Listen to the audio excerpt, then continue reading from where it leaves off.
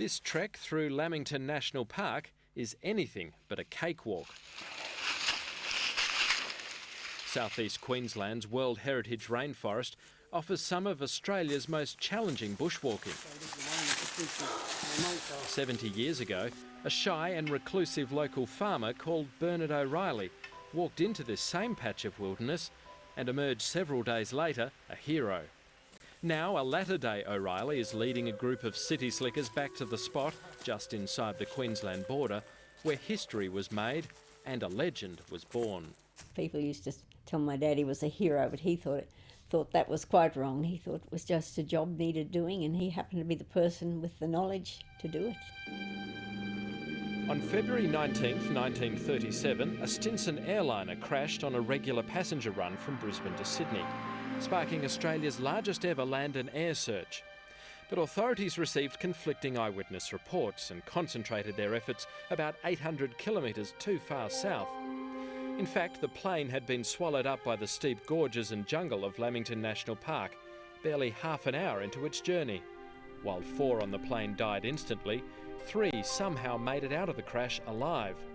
But where the massive search effort failed to find the wreck, it was left to one man to succeed. He thought that if there were people who needed saving, and fate, or whatever you like to call it, needed them saved, they wouldn't necessarily send miraculous means, but his thought was that they would give the idea of going out to search for someone who had the knowledge to carry it through. Relying on the advice of family and neighbours who'd seen the plane head into the McPherson Ranges, Bernard O'Reilly decided the Stinson must be in the rugged mountains south of his home. Setting off alone, 2 tough days of walking through trackless rainforest led O'Reilly to the horrendous scene, the blackened plane with its 4 charred victims still inside, and incredibly 2 men barely alive after 10 days in the wilderness. I found them in very good heart, but looking very bad. I didn't tell them that. But one chappie was writing his last message on a sheet of metal, and within 5 minutes he was asking me what the cricket score was. Further down Christmas Creek, Bernard O'Reilly found the body of Jim Westray, the 3rd man who'd made it out of the crashed plane. He'd died trying to seek help just a few kilometres from civilisation. O'Reilly then rallied a rescue party of locals who cut a rough track back into the wreck. 2 o'clock we started, and 5 hours we were on the track getting there, and we jogged up a fair bit of the way. We're pretty good nick. We used to play football and cricket and everything, you know. But anyhow, we got there just at dark. But about a mile away, I suppose, before we got there, you could smell corpses, you know. We reckon we were on the right track. Today, Colin Love and Roy Buchanan are the last members of that rescue party left to tell the story. The Buchanans were Christmas Creek pioneers and shared O'Reilly's hunch that the Stinson may have been somewhere in the hills.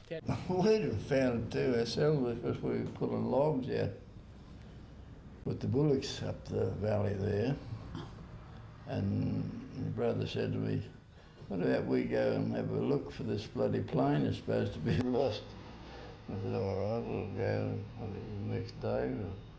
But like so many others, they were distracted by reports the plane had crashed closer to Sydney and never went on with their search. So ultimately, it's the name O'Reilly, not Buchanan, that marks the pages of history. The rescue effort was an epic in itself, dozens of men working in turn for 2 days to delicately carry the injured men to safety. But we had a burnout for those. They stunk, you know. You imagine two men lying there for 11 days or 10 days, and one fellow with a broken leg and maggots all over it. You know, he must have suffered something terrible. Now, this is a flask that Benson took down to the creek every day to get the water for he and John Proud. He's lucky he found this, wasn't he? Joe Binstead and John Proud recovered from their injuries, but lived with the Stinson legacy forever. And so did their rescuer. Mrs. O'Reilly, and what do you think of your husband's exploit? Well, I think he's rather wonderful. She would. He didn't talk about it. It was a nightmare to him. and he didn't want to even think about it again. He used to say that was why he wrote his book, because people were always asking him to tell the story, which he hated to do because he was terribly emotionally involved in it, as well as the frightful effort he'd put into it. And only by retracing Bernard O'Reilly's steps can you truly appreciate that effort. There's a pretty well beaten path to the Stinson crash site, but the terrain is as unrelenting now as it was back then. This is still a pretty tough walk. In fact, more people have died trying to get here than actually died in the crash itself. I can see why. Those who do make it find just a quiet clearing on a steep mountainside, with the rainforest desperate to erase all signs of its moment in history. There's not much left to indicate the tragedy and the heroism played out on this spot 70 years ago. Just a plaque, a few old pipes from the plane, and the graves of the 4 men who died in the crash. You certainly don't come here to see the wreck of the Stinson. Most of that was snuck out of the bush years ago by souvenir hunters. They went to work within days of the rescue, cutting up the mangled wreck. The engines were hauled out of the bush, and relics were even sold to those without the stamina to venture here.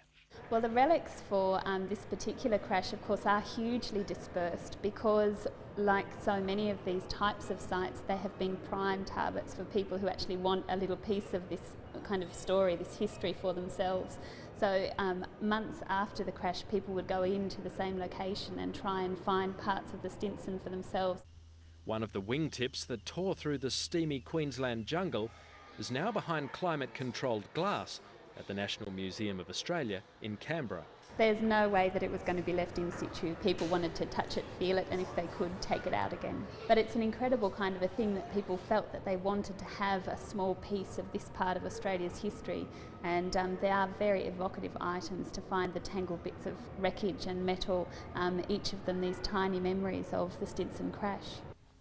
New generations of the O'Reilly family keep the Stinson story alive at their guest house at Lamington National Park. And it's finding wide appeal, even 70 years on.